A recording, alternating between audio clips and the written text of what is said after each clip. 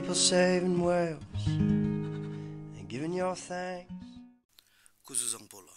This is Radio on TV and I'm Ashok Tirwa. This week we have Sangay Tshering as our guest, the managing partner of Dru Host. The company develops websites, web-based system and generates .com ideas. He is an enterprising young man who has also ventured in several other enterprises, and we'll find out more as we talk to Sangay. Welcome to Radio on TV, Sangay. Kuzambo, all listeners, and thank you, Ashok. Okay. Tell us, what did you study as a student? I studied a lot of things. I studied literature, and I've studied a bit of medicine as well. But for my bachelor's degree, I ended up studying communications. I majored in public relations, and then I ventured off to study my grad school program in tourism management. Okay. Now you have an online business. Yes. How did you get into it? Actually, a friend of mine, he is a computer engineer, so he is really dedicated to what he does. And then for me, I like creativity and innovation, and a combination of a technical expert and my own personality of finding something creative. A combination of that basically led to what we have right now. Okay, before we go on to talk more about what you have in hand, let's try to talk about what you tried to do in the past. Let's start with your first job as a tourism consultant for the Tourism Council of Bhutan. Yeah, it was about 4 years back, and that was my first job. I basically got a consultant contract with the Tourism Council of Bhutan, and my job was basically to go out in the field and do a socioeconomic study, impact study of tourism in the rural parts of Bhutan, specifically Nabjikorpu Trail, which was in Tonsa. It's in a national park. I spent about 10 days in the national park, and it was amazing. I got exposed to a lot of things that I did not see in Thimphu, nor in Pinsoling or in Paro, but harsh reality of life. But it was all about perspectives. I went there, I saw so many things, and I thought Like that, what? People basically lived in a small hut. If you kick the hut, it's gonna break down. It got a lot of holes, and it's a small one-room place where the whole family lives. People eat there, live there, sleep there, and they pretty much do everything there. So, and basic amenities. But at the same time, it was fascinating. People had simple Nokia mobile phones, but they actually had solar chargers too. So I had a mobile phone, but I did not have a solar charger. So the gaps and the transitions and things like that are happening parallelly along with our lives in Thimphu, Paro, Pinsoling. So it was an eye-opener. Then you went on to do a restaurant business or you went to a cleaning business? And let me just state that only later I realized, interacting with so many people, there are different types of entrepreneurs. So I am basically classified as a multiple startup entrepreneur, which basically likes to do so many things. So the fact that you're doing so many things and you're young, it basically means that you cannot do anything big or a lot of big things together.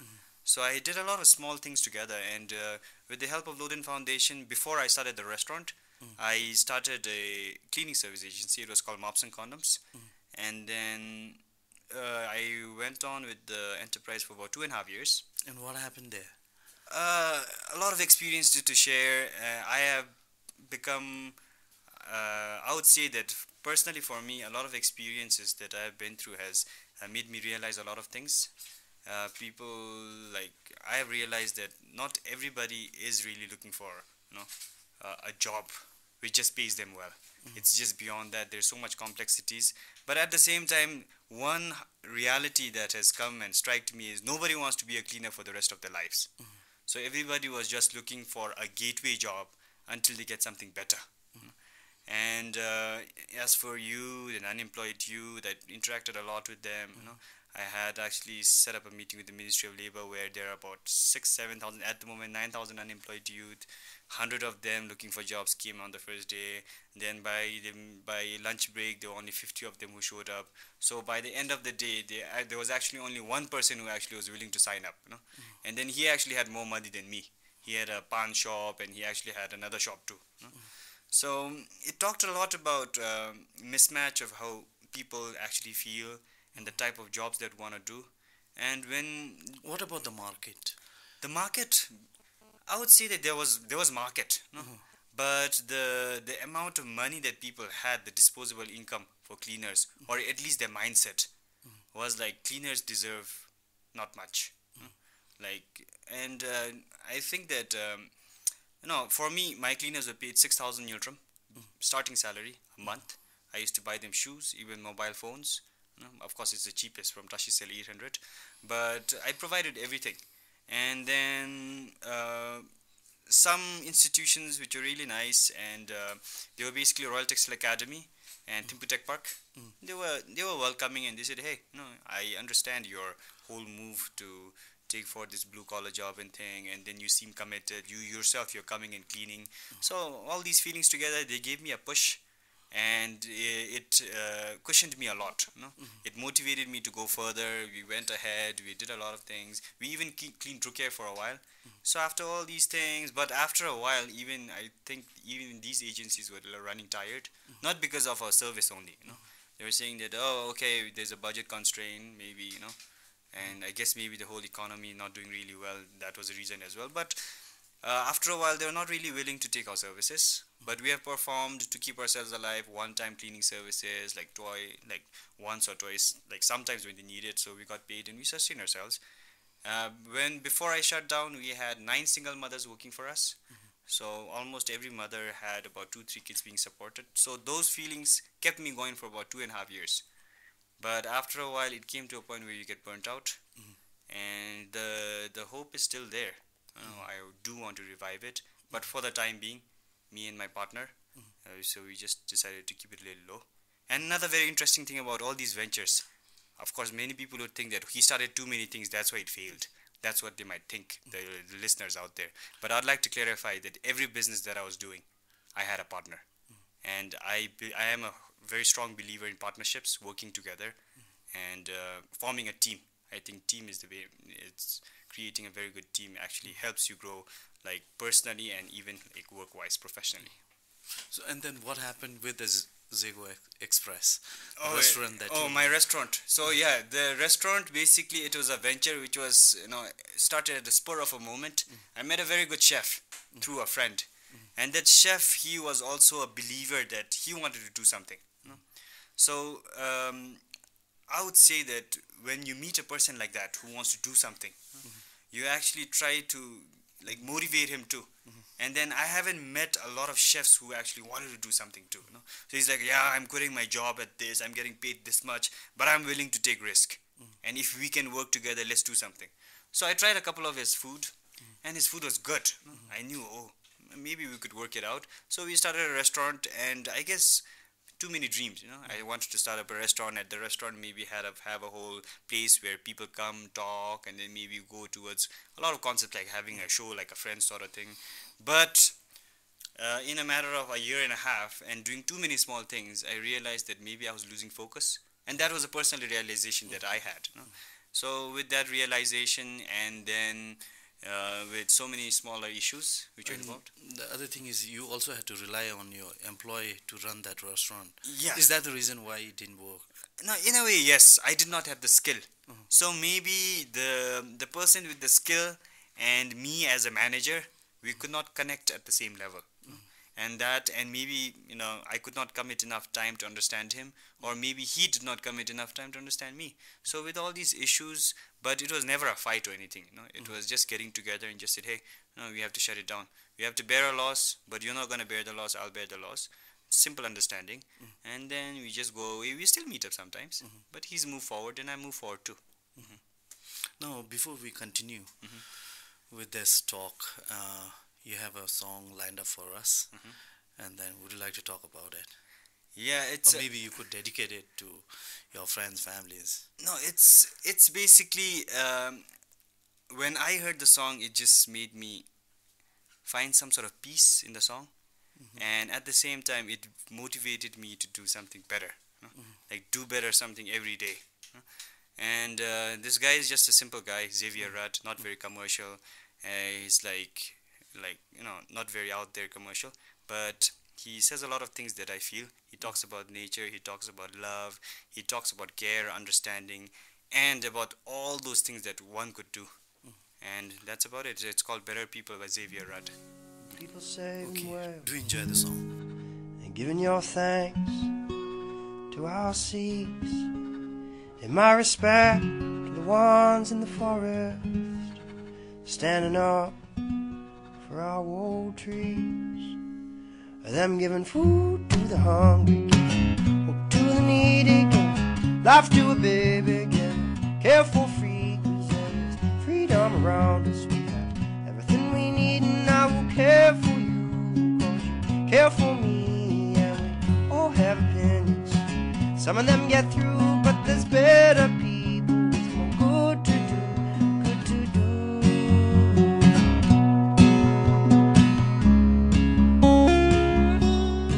Welcome back. We are in conversation with managing partner of Dru Host. So, Sangay, tell us, what is this Dru Host all about? What does it do?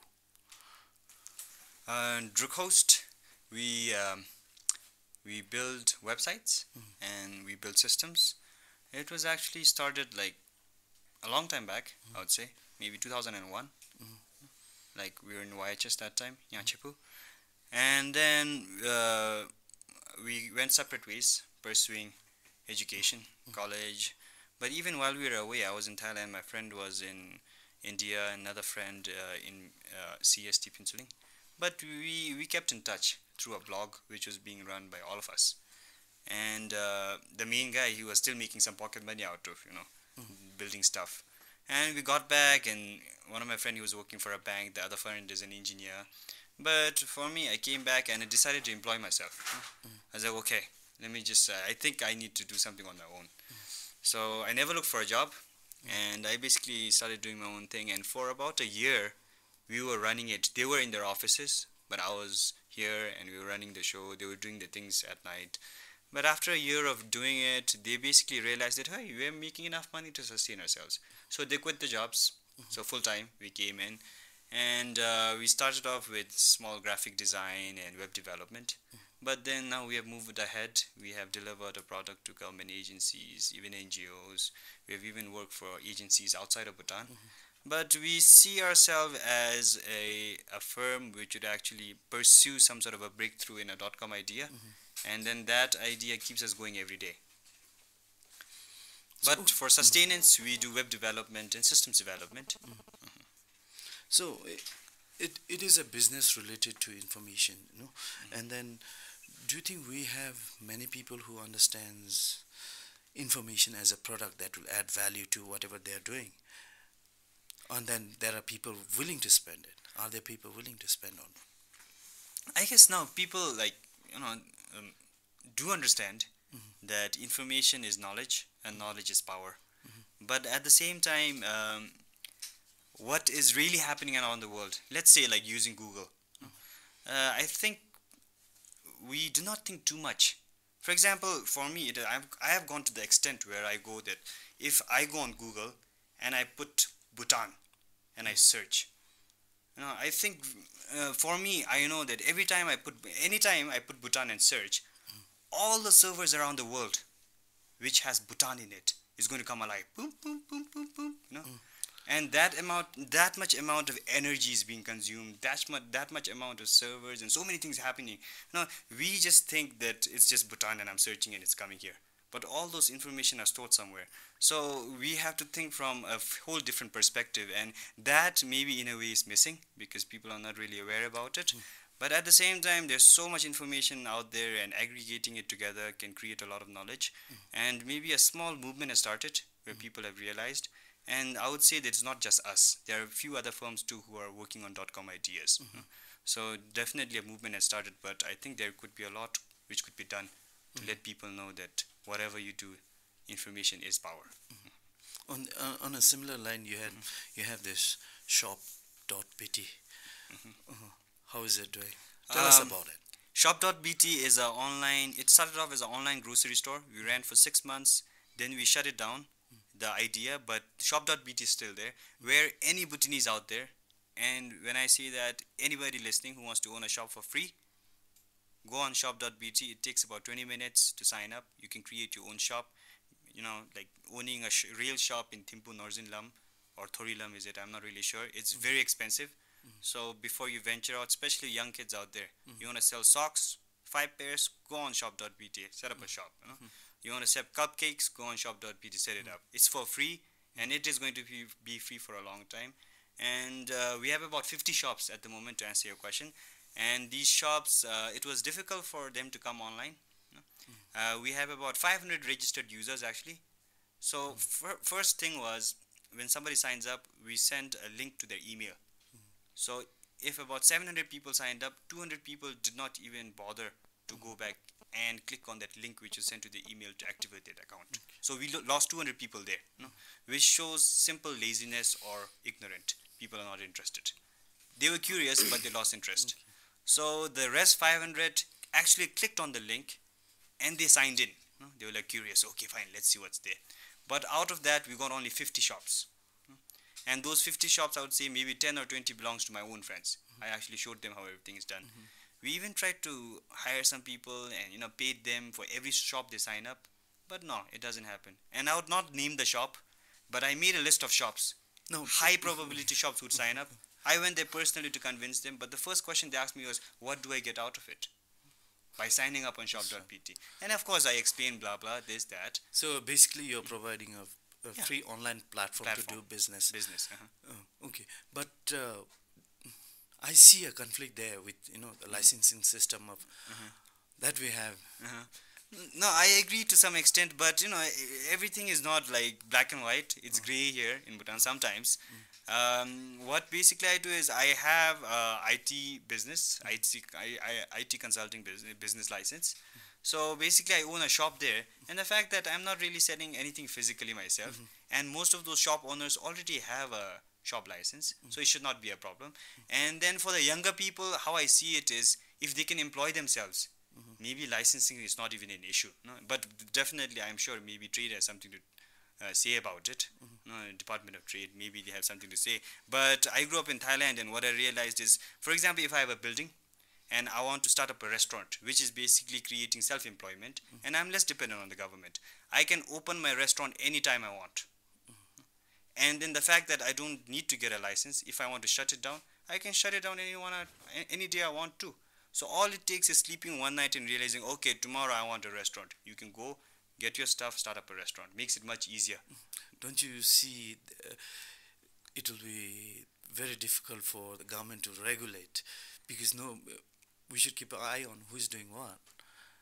No, that's true. That's regulation should be there, but at the same time, what presently is happening is, like for example, let me say that I want to go through the regulation, and I do want to get a license for my shop.bt, which is an online shop, but I've been to trade, and there is no particular regulation which actually can give me a license to start up a shop.bt. So the question is, do I wait for a year or two until the government has a regulation in place? So these things are, in a way, things to be discussed about, I guess. So other thing is, when we are talking about online business, the market is not confined to our national boundary. It's worldwide, So while you are trying to do that, maybe at a later point of time, once you have your product online, there might be demand from outside. So do you see challenges there? The challenge is, I would say that presently at the moment, money, making it into the country. For example, transfer of funds, like getting those dollars, those franklins, or those pounds or Japanese yen into Bhutan is so difficult. And then, for example, outside PayPal is really big. Transfer of any sort of amount is at a click of a button. But to come to Bhutan, the easiest would be to go to MoneyGram and ask them to deposit. But when somebody wants to buy it online, they want to buy it online and pay online. So this concept is becoming a little bit of a barrier to start up ideas. Actually, one could start up an online handicraft store, where we could be exporting a lot of handicrafts too, but transfer of money is a big issue. So it's easier to send money outside, but at the same time, if you sell some product, export for that matter. Yeah, like we have done a couple of things with the launch of the new international debit card of BOB. I can actually link that international debit card with a PayPal account. I can buy things online for $1,000. That is the limit on the card. But I cannot receive money in that PayPal account which has been linked with that international debit card. So in a way, our the financial whole institution is promoting import of service and products and limiting and capping down on export of products and services. So maybe sector wise we have to look into how it could be done and integrated together. So another thing is, when you said that you also work for web-based systems, can you tell us briefly about it? Oh, web-based systems, it's basically like anything can become a system. Huh? Studying human behavior. For example, we have made a system for the health professional management system, where about 4 or 5,000 health workers in Bhutan are on that system, and it was made for the Bhutan Medical Health Council. So all doctors are there. Now they were saying that they're fake doctors, fake tunsos coming in, mempas coming in. So we made a system where anybody can check anything, but it need not necessarily be limited to that. For example, systems like online invoicing system, which every business could use. And then Facebook itself is an online idea which actually works like a system, where people all around the world are put in that. And then everybody's profile is there, and Facebook is always understanding what these human beings are doing. What are the Europeans thinking, the Americans thinking, what are the Bhutanese thinking, what's the hottest issue there. So they're always studying. It's a big marketplace. Huh? It's a big marketplace. It's like a marketplace without any boundaries. Like, let's say that a Bhutanese comes up with a great idea. Maybe after 15 years, you might get billions for your idea. It's like WhatsApp being sold, and then YouTube being bought by Google. It's just a small idea, like Instagram, taking pictures and putting it directly on the website as soon as you take it. So if anybody has any great ideas out there, Dru Host is always there. Chansamto, please Google us up. We'll be on the top. You're also looking for an idea to click before you're 35. Yes, that's a commitment that I've taken. By the time I reach 35, if I don't make it anywhere, then I'll just become a normal, usual, regular guy, 9 to 5, get a job, probably teach and share what I've learned. But till 35, yeah, I'm gonna go strong. There are so many issues involved, socially, culturally, people accepting you and not doing too many things, and identity. Let's see, till 35. And probably you might want to write a book also. Let's say, like, if I am really depressed by 35, maybe not, But if I get motivated, you never know. Okay. So, on that note, we wish you all the best, and thank you for joining on this radio and TV show. This is a weekly talk show which is aired live on radio, and as we go live here, we record it for television, and it will be aired on Mondays after the English news. I'm Ashok Tirwa, and this is goodbye for now.